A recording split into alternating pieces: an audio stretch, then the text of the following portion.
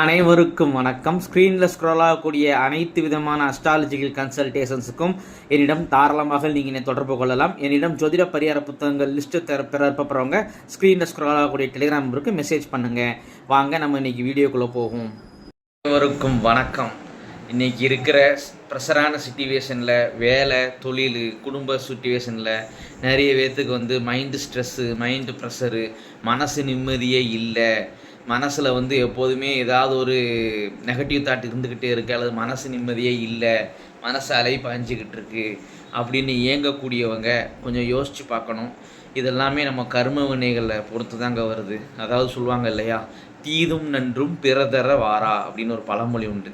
அதே போல் நம்மளுக்கு மனசு நிம்மதி இல்லை அப்படின்னா நம்ம ஜென்மத்தில் யாரோடைய நிம்மதியவோ நம்ம கெடுத்துருக்கோம், யாரையாவது மனசு சங்கடப்படி நம்ம நடந்துருக்குறோன்னு அர்த்தம். அதோடைய பிரதிபலிப்பு தான் இந்த ஜென்மத்தில் நம்மளுக்கு மனசு நிம்மதி இல்லாமல் போகுதுங்க. சரி, இது எப்படிங்க சரி செய்கிறது அப்படின்னு கேட்டிங்கன்னா, முள்ளால் தானே எடுக்கணும். Every reaction is equal to opposite reaction ஒரு பழமொழி உண்டு இல்லை? அதே போல் முள்ளால் தானே எடுக்கணும். இதற்கு செலவில்லாத, ஒரு ரூபாய் கூட செலவில்லாத மிக எளிமையான ஒரு விஷயம் இருக்குங்க. ரொம்ப சிம்பிளிசிட்டி தாங்க. அதாவது மற்றவங்கள சந்தோஷப்படுத்தி பார்க்கணுங்க. நம்மளுக்கு மனசு நிம்மதி இல்லைன்னா ரொம்ப சிம்பிளாக நம்ம கை விரல் நுனியில் இருக்குங்க மற்றவங்கள சந்தோஷப்படுத்தி பார்க்குறது. அது வேறு ஒன்றுமே இல்லைங்க. எத்தனையோ வாட்ஸ்அப் ஸ்டேட்டஸ் நம்ம பார்க்குறோம். எவ்வளோ பேர் அவங்களுடைய பர்த்டே விஷஸ் வைக்கிறாங்க. அதுக்கப்புறம் அவங்க மனைவி கர்ப்பம் உண்டானதை இந்த பேபி ஷோயர் ஃபங்க்ஷன் வீடியோஸ் வைக்கிறாங்க, ஸ்டேட்டஸ் வைக்கிறாங்க. எவ்வளவு அவங்களுடைய ஹாப்பினஸை ஷேர் பண்ணுறதுக்காக ஸ்டேட்டஸ் வைக்கிறாங்க. அவங்களுக்கெலாம் நம்ம ஒரு வாழ்த்துக்கள் சொல்லலாம் இல்லையா?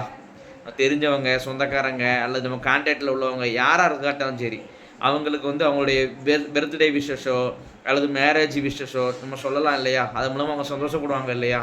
இதில் நம்மளுக்கு எந்த செலவும் ஆகப்படுறது கிடையாது. ஜஸ்ட்டு ஒரு ஃபியூ செகண்ட்ஸ் அதுக்கு செலவழிச்சா போதும் டைப் பண்ணுறதுக்கு.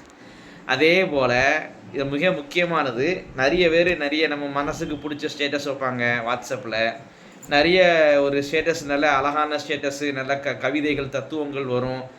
தெய்வ ஆன்மீக சொற்பொழிவுகள் ஸ்டேட்டஸ்லாம் வைப்பாங்க. அதுக்கு ஒரு க்ரீன் ஹார்ட் கொடுத்தா நல்லாயிருக்கும் இல்லையா? க்ரீன் ஹார்ட் எவ்வளோ சந்தோஷப்படுவாங்க. இப்போ வாட்ஸ்அப்லலாம் இந்த அப்டேஷன் வெர்ஷனில் அது அப்படியே அந்த வீடியோ நம்ம எத்தனை பார்த்தாலும் சரி அப்படியே அந்த க்ரீன் கார்டு ஸ்ப்ரெட் ஆகிற மாதிரிலாம் வருது.